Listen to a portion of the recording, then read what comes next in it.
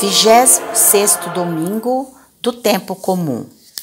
Evangelho de Marcos, capítulo 9, versículos de 38 a 43, o 45, o 47 e o 48.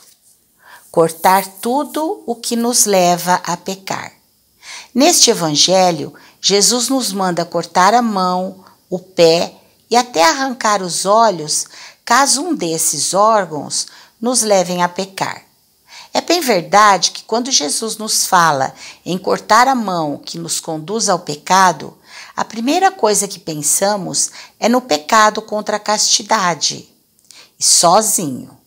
Esse tipo de pecado pode ter muitas atenuações, e isso está escrito no Catecismo da Igreja Católica.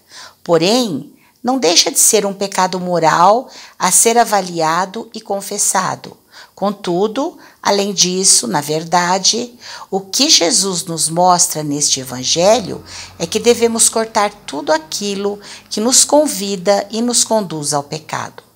O olhar malicioso de inveja, o uso das mãos para bater, machucar o próximo, os nossos passos que nos levam para o caminho do mal e assim por diante.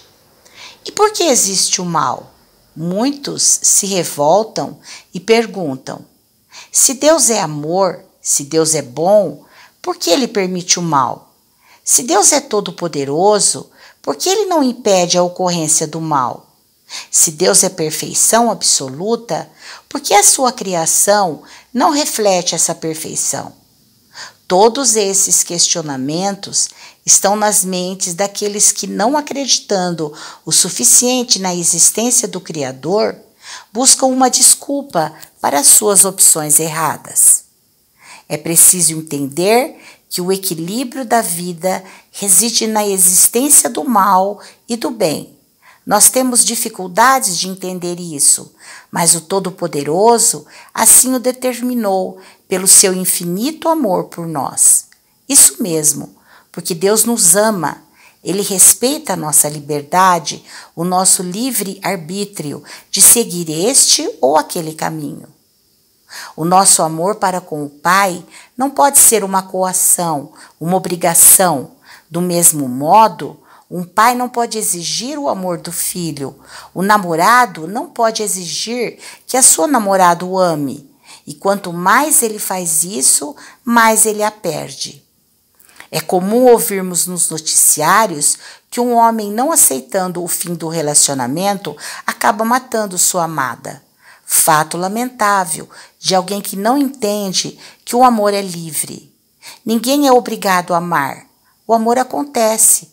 E ele brota de dentro, saindo pelo olhar. Na verdade, Deus não quer o mal, mas Deus respeita a nossa liberdade de agir certo ou errado. Isso porque Ele nos ama e, apesar de nos atrair como um imã gigante, Ele não nos obriga a amá-lo. Senão isso não seria amor. Pois se não houvesse a nossa liberdade de dizer não a Deus, nós não poderíamos amá-lo de verdade. Assim, Deus não poderia ter nos feito com a liberdade de escolha, com o livre arbítrio, sem ter permitido a possibilidade da existência do mal. O mal é a consequência das nossas escolhas.